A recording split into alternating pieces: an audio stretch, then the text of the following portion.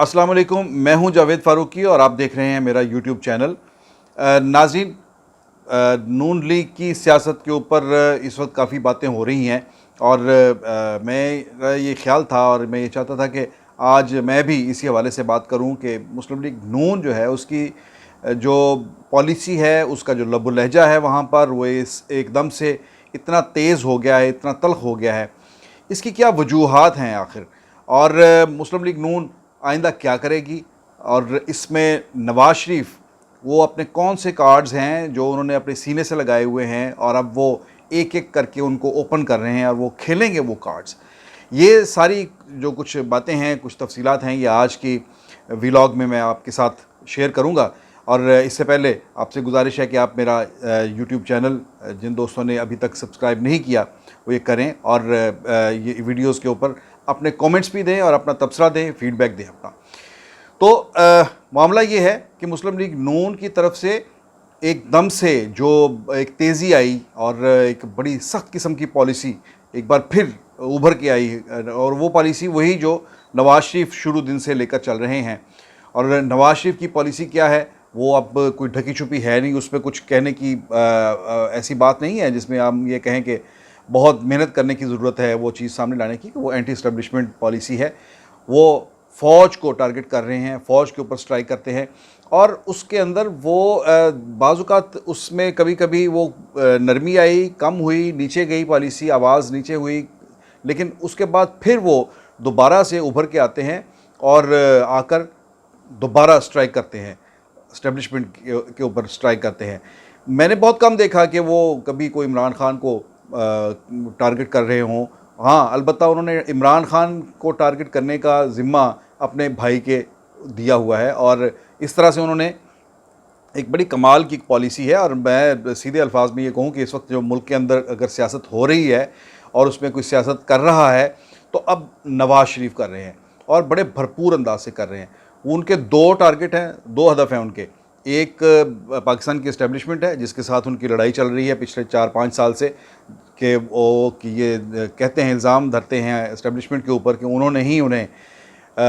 इक़्तिदार से निकलवाया, पनामा को एक बहाना बनाया। जो मरियम बीबी ने कल परसों जो 2 दिनों में जो स्टेटमेंट्स दी उसमें तो खुल के उन्होंने उन किरदारों के नाम लिए और टारगेट किया।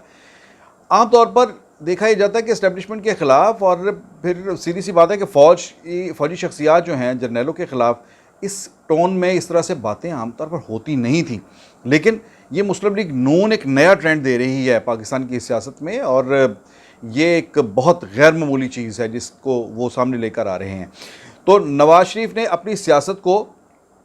कई जिहतों में बांटा है। वो अब ये, जिसके लिए आप ये लफ्ज़ इस्तेमाल कर लें कि वो एक चुमुखी लड़ाई जो है वो लड़ने के लिए तैयार हो गए हैं और उन्होंने अपनी पूरी तरह से उन्होंने उसकी जो है वो तैयारी की है। एक तरफ तो वो एस्टेब्लिशमेंट जिसके साथ वो कहते हैं कि उसकी सियासत को, नवाज़ शरीफ कहते हैं कि उनकी सियासत को और उनके इक़्तिदार को ख़त्म करने वाले वही लोग हैं। एक तो उन्हें टारगेट कर रहे हैं और बार बार फ़ौज का किरदार जो है सियासत के अंदर उसकी निशानदेही करते हैं। उसके साथ साथ उनका दूसरा जो है हदफ जो है वो उन्होंने, जैसे मैंने पहले कहा कि वो शहबाज शरीफ को कहा हुआ है कि शहबाज शरीफ करते हैं। अच्छा, इसके अंदर वो क्या ये दोनों जो तकसीम की है उन्होंने, ये जो जॉब जो तकसीम की है कि ख़ुद और नवाज़ शरीफ और उनकी बेटी मरियम नवाज़ वो फ़ौज को टारगेट करते हैं, इस्टेब्लिशमेंट को टारगेट करते हैं, जबकि और अदलिया को टारगेट करते हैं, जबकि शहबाज शरीफ को लगा दिया उन्होंने कि गो न्याजी लगा रहो तुम। और इसमें भी वो दो उनके टारगेट हैं, दो तरह के सियासी फ़वाइद हासिल कर रहे हैं। एक तो ये है कि एंटी एस्टेब्लिशमेंट पॉलिटिक्स के साथ वो जो एक वोट बैंक उन्होंने इकट्ठा किया है उसको वो कैटर कर रहे हैं और आइंदा इलेक्शन के लिए, क्योंकि अब तक के जितना भी नताइज हैं पिछले 3 साल की जो सियासत है उसमें अगर हम देखें तो नवाज़ शरीफ को जो रिस्पांस मिला है एंटी एस्टेब्लिशमेंट स्लोगन रखते हुए, वो अगर मजमूई तौर पर कहा जाए तो वो कोई इतना बुरा नहीं है या हौसला शिकनी वाला नहीं है, बल्कि उनके पॉइंट ऑफ व्यू से देखा जाए तो हौसला अफजा है। और वो जो बयानिया नवाज़ शरीफ का जिसे कहा जाता है, बयानिए का लफ्ज़ बहुत चलता है, जो बयानिया नवाज़ शरीफ का है एंटी एस्टेब्लिशमेंट, उस बयानिए को हमेशा वोट मिला है। वो ज़िमनी इलेक्शन हो या फिर कंटोनमेंट के इलेक्शन हो या कश्मीर के इलेक्शन हो कश्मीर के इलेक्शन में भी लूज़ तो कर गए, लेकिन नंबर ऑफ़ वोट्स जो है वो देखें वहाँ पर बहुत ज़्यादा है। अब 3 साल हो गए हैं इस हुकूमत को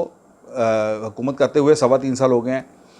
और अब काउंटडाउन शुरू है, अगला इलेक्शन है। और यही असल में एक फैक्टर है जो नवाज़ शरीफ को तगड़ा कर रहा है, जो उन्हें खुलकर सियासत करने के लिए आमादा कर रहा है। क्योंकि जब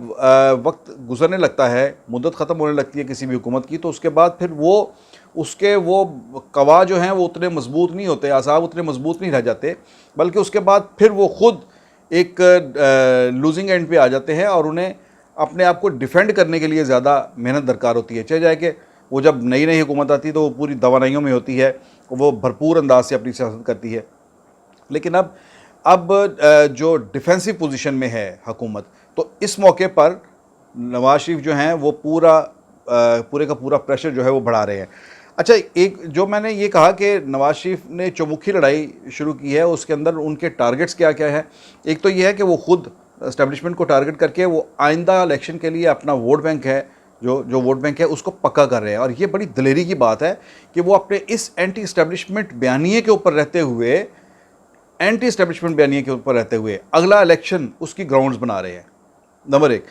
इसमें वो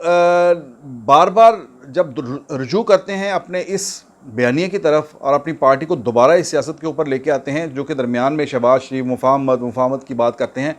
तो दोबारा एक स्टेटमेंट आती है नवाज़ शरीफ की, मरीम नवाज़ की, और वो सारी की सारी पॉलिसी जो शहबाज शरीफ की जो कोशिशें हैं वो एक तरफ उन्हें ऐसे करके उसे एक तरफ समेट कर रख देते हैं, और दोबारा से अपनी सियासत जो है उसका वहीं पर उसको लाकर खड़ा कर देते हैं। एक तो इससे वो ये इस्टेब्लिश करते हैं कि मुस्लिम लीग नून के अंदर फ़ैसला साज और पॉलिसी साज शख्सियत जो है वो ख़ुद नवाज शरीफ ख़ुद हैं, और इसके अलावा उनके अलावा कोई यहाँ पर फ़ैसला नहीं कर सकता पार्टी पॉलिसी के हवाले से। तो और इसका फ़ायदा क्या होगा? इसका फ़ायदा ये होगा कि इस सारे प्रेशर के अंदर देखिए, अल्टीमेटली करनी तो डील ही होती है, किसी भी पार्टी ने किसी भी दूसरे फ्रीक के साथ डील करनी है। अब डील अच्छी करनी है या बुरी करनी है, इसके लिए आपको अपने मसल्स जो हैं वो शो करने पड़ते हैं। जो मैंने कहा कि नवाज शरीफ क्या करने जा रहे हैं वो ये है कि नवाज शरीफ अगली डील की तैयारी कर रहे हैं, और उस डील के अंदर अपनी पोजीशन मजबूत से मजबूत बनाने की कोशिश कर रहे हैं, ज़्यादा जारहाना सियासत करके, ज़्यादा अग्रेसिव सियासत करके, ज़्यादा अटैकिंग पॉलिटिक्स करके वो अपनी पोजीशन जो है उसे बेहतर करना चाहते हैं, उसे ज़्यादा गेन करना चाहते हैं उस डील में से। अगर वो बिल्कुल एक डिफेंसिव पोजीशन लेके, sorry to say with the people's party friends, कि अगर वो पहले ही मुफाहमाना अंदाज इख्तियार करके अगर वो डायलॉग की मेज़ पर बैठेंगे तो उन्हें क्या मिलेगा? पीपल्स पार्टी को मैं नहीं समझता पीपल्स पार्टी आजकल जो सियासत कर रही है उसके लिए दोबारा अगर उसे कोई डील बहुत अच्छी उसकी हो जाती है तो उसे सिंध के अलावा दोबारा और कोई मज़ीद उसे कोई शेयर मिले अगले इलेक्शन में। तो नवाज शरीफ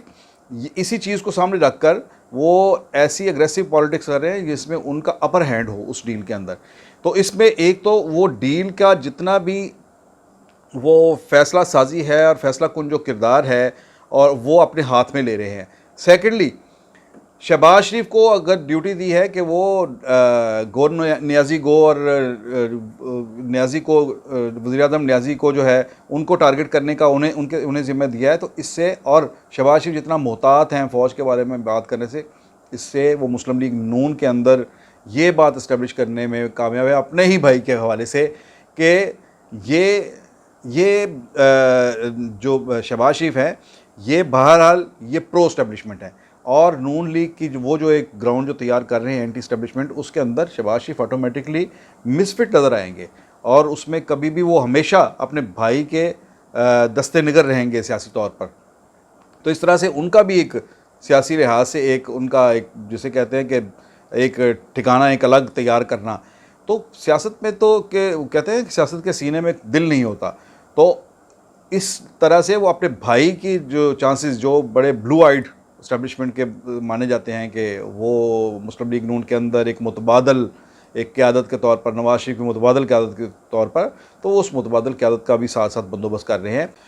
दूसरी तरफ मरीम नवाज़ जब अपने बाप की बात को उसी शद्दोमत के साथ और उसी सख्ती के साथ दोहराती हैं, तो वो नवाज शरीफ ख़ुद ही अपनी बेटी को अपनी सियासी जानशीनी के तौर पर, अपनी सियासी जानशीन के तौर पर वो उन्हें इस्टेब्लिश करते नज़र आते हैं।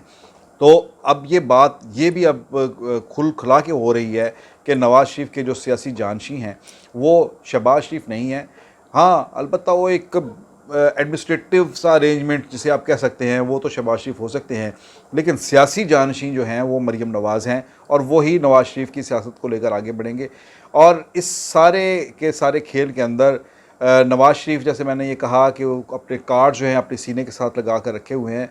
तो वो एक बड़ी सिंपल सी बात है कि वो अगले इलेक्शन की तैयारी कर रहे हैं और इलेक्शन से पहले जो भी अगर कोई वो सियासी धमाका जिसमें ये कहा जा रहा है कि नवाज़ शरीफ अब वापस आ सकते हैं या फिर मुस्लिम लीग नून एक लॉन्ग मार्च की तरफ जा सकती है, तो उस चीज़ के लिए उस सारे इस बड़े इवेंट अगर मुतवक्के इवेंट्स जो हैं, मुमकिन इवेंट्स जो हैं, उनके लिए भी एक माहौल तैयार कर रहे हैं जिसमें अल्टीमेटली, जैसे मैंने कहा कि अल्टीमेटली बात जो है एक डील पर ही ख़त्म होगी, मुंतज होगी और उस डील के अंदर कौन किस पोजीशन के साथ बैठता है, उस डील के लिए नवाज़ शरीफ अपनी पोजीशन बेहतर से बेहतर कर रहे हैं ताकि ज़्यादा से ज़्यादा उसमें से गेन करें। इसके अलावा नवाज़ शरीफ इस वक्त जो पॉलिसी है उनकी, इसके पीछे और क्या मुहरक़ात हैं, इस हवाले से फिर एक और व्लॉग में आपसे बात करेंगे। तब तक के लिए इजाज़त दीजिए। अल्लाह हाफ़िज़।